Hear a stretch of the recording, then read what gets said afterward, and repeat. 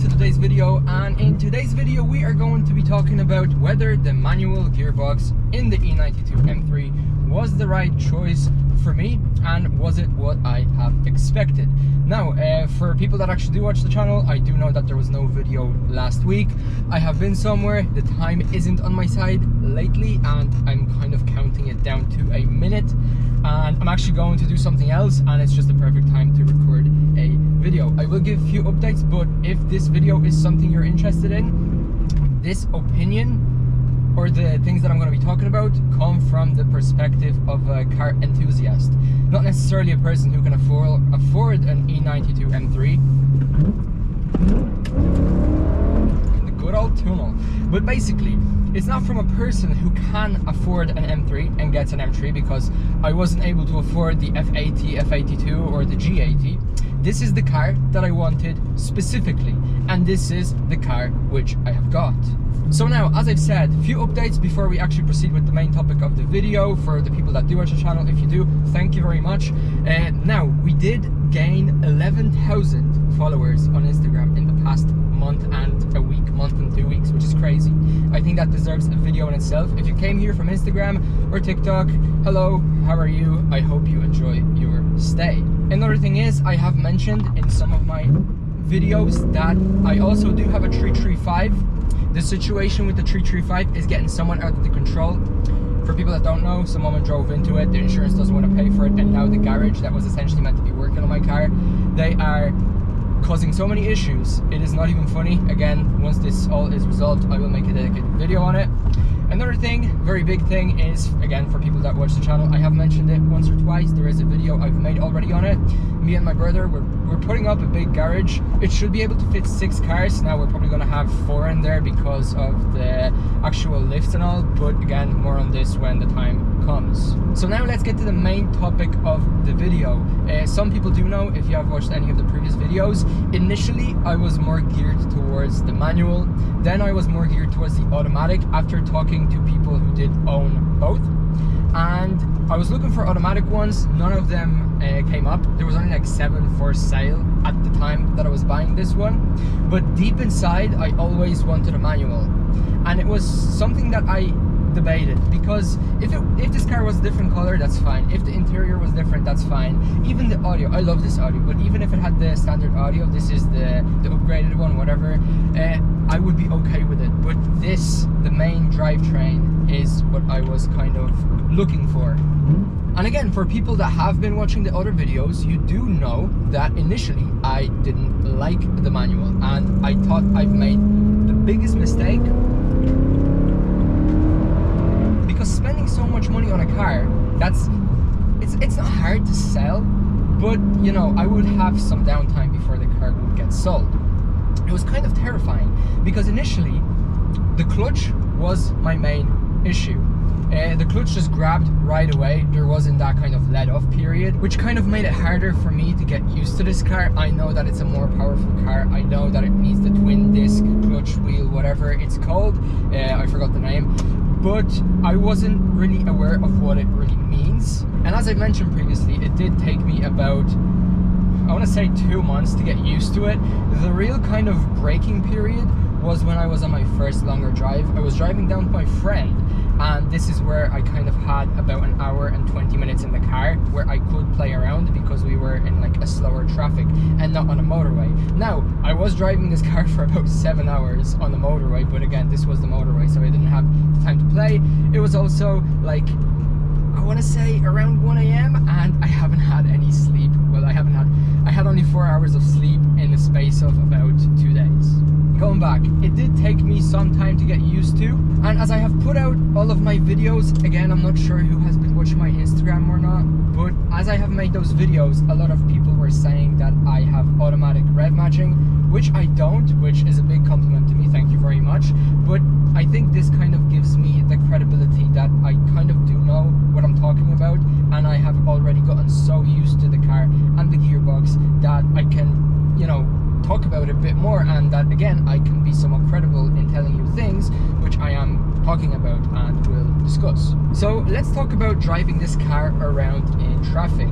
This car in traffic can be a bit of a headache. There is the M button and the power button right you are driving in traffic, I would highly recommend turning the power off. Essentially, the power button allows the throttle actuators to open up earlier and more, which again makes it more annoying when kind of going off the start. If you're kind of having to go and stop, having that having the power off with the throttle actuators activating slower will allow you to kind of get a smoother motion off the start. But despite what I've said, you still have to get used to letting go of the clutch and coordinating with the acceleration pedal. As I've discussed, the clutch does bite, and there isn't that period where you can kind of let off. I mean, there is, but it's just so minuscule that I'd rather tell you that there isn't, so that you don't kind of underthink. It's better to overthink this and then be happily surprised.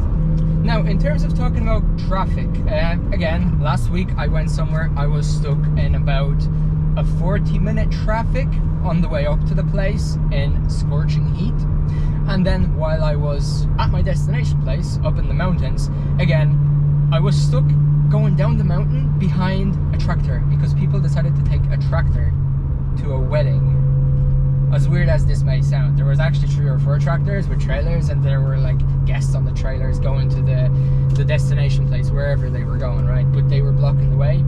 And despite that, I didn't feel exhausted, and I didn't feel like it's something that I absolutely hate. Now, again, in this type of scenario, automatic would be fine, but if I had a choice of having a single car, I would definitely choose a manual, because for me, it's just a lot more fun. And again, if I was to get another car, which I will be getting after the E92 335 gets sold, I will probably be getting some automatic car so I can use it as a daily, because currently I'm kind of using this as a daily and cycling between the Golf Mark 5 1.9 turbo diesel, and yeah, but I'm ending up I've ended up driving this car more than the Golf. Now let's talk about switching gears. You can obviously drive this car in a pretty tame mode, and the car is alright with it, but this car loves high RPM. What do I mean by loving high RPM? It's actually a lot, I want to say, smoother to change gears up in the higher RPM, whether you're doing downshifts or changing up. But again, you have to change those gears quickly, so you do catch the clutch as the RPM needle is falling. If you're upshifting, downshifting, I have made a designated video on it. If you haven't seen it, go check it out. A lot of people a lot of people did enjoy it, looking by the watch time, the likes, and yeah, by the comments as well. So again, if you're looking for a rev match video, I have already made one. Now, with that being said, I have never drove an automatic E92 M3. I know that this engine was made for the DCT transmission, but a lot of people are having fun with manual transmissions, and I can totally understand that, because I am one of them. Now, before I got this car in manual, I have seen plenty of videos of people that had manual and automatic kind of discussing about the, obviously, gearbox. Now, all of those videos kind of miss the point, because if you do not watch a person constantly, you don't really know who the opinion is coming from. Maybe a person hates automatics because of a certain thing. Maybe a person is a die-hard automatic fan and he will never give a manual a chance. But basically, as I've discussed at the start of the video, this opinion is coming from a person who appreciates both automatic and manual. I know that there is a place, there's a time for everything, but also this opinion is coming from someone who could get an F, could get a G, but I decided to get this one on purpose. And I am genuinely interested in cars. I like to learn about cars, and I just love cars in general, so this is who the opinion is coming from. Now, I have one point to discuss, which again may not apply to most people that are looking to get the E92 M3. As you may know, I upload videos to Instagram, to YouTube, to TikTok. TikTok is a shit platform, by the way. I might just make a video talking about how shit it is, and I'll give you plenty of reasons why. But the content is so much better with a manual, because people find it a lot more impressive. A lot of people that watch the videos don't even know what rev matching is and downshifting. They think that I'm some kind of crazy psycho or lunatic until I explain to them or other people explain to them. But doing this rev matching, it is black magic for most of the people, and it makes the content more questionable, therefore more engaging, in my opinion. I don't think I would have gotten like over 4 million views and 3 million views, 1 million views on so many of my videos if it wasn't for the manual gearbox, which again is the main point of my kind of videos I film. I film myself doing rev matching, upshifting, whatever, but just the gearbox itself, I feel like you could have an automatic, and we can agree that the automatic is the better version for this car, but you have so much respect for people that do drive a manual and are generally really good at it. I'm not talking about, you know, daily drive a manual and can't get around, but daily drive it in a way that, you know, makes the drive so much more passionate. I know it's a weird word to use for it, but I mean, like, so many feelings you get from the actual manual gearbox. Like, you can say whatever you want, but manual gearbox is so engaging. Now, for track use, you may argue that having DCT, you don't have to let go of the hands, it is more engaging for track use.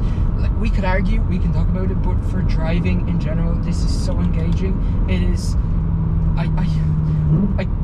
I'm not one of those guys that says save manuals and whatever, but I am really upset that there are less and less manual cars, because I can see myself driving manual cars for a very, very long time, of course, as well as automatic cars, but manual cars are so much more fun. Again, if you agree, if you disagree, drop a comment down below. I'd like this to be the place for people to kind of find out and kind of educate themselves whether this gearbox, manual gearbox or automatic gearbox, is the gearbox for them. So if you do drive automatic or manual, drop a comment down below. Tell us what you think about it, your experience, your road. What did you think? Did you ever debate on getting the other option? Because for me, even for myself, like, genuinely, it is very, very, very interesting. As we are stuck on a stoplight, so many cars going, and I don't know where I'm going to be able to pull out.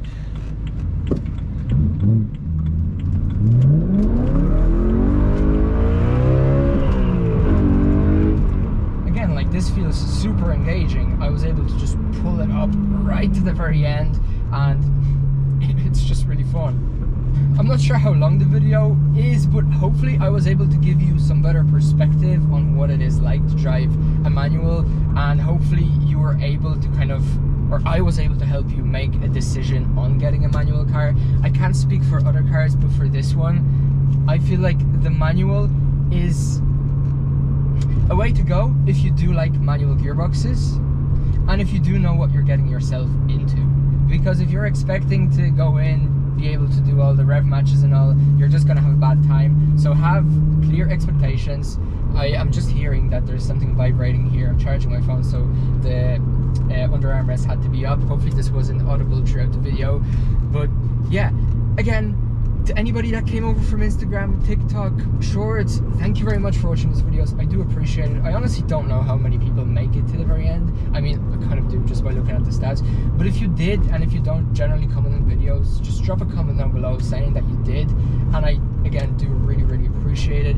If you have any other topics and things you would want me to discuss, drop it down below. A lot of big things are coming. Again, when the 335 situation is resolved, I'll have so much money unlocked. Again, the 335 video, you probably don't want to miss it. I mean, while watching the video, you're probably going to be clenching your fists, and you're going to be pissed off as much as I am, because insurance companies and even fucking mechanics, this is why I won't ever bring this car to like a mechanic unless I do generally and genuinely know the person. So do stay tuned for that video. So again, thank you for watching. I hope you're having a nice day, a nice weekend, because it's currently weekend where I'm at, and I will hopefully see you in my next video. Take care, and to the next.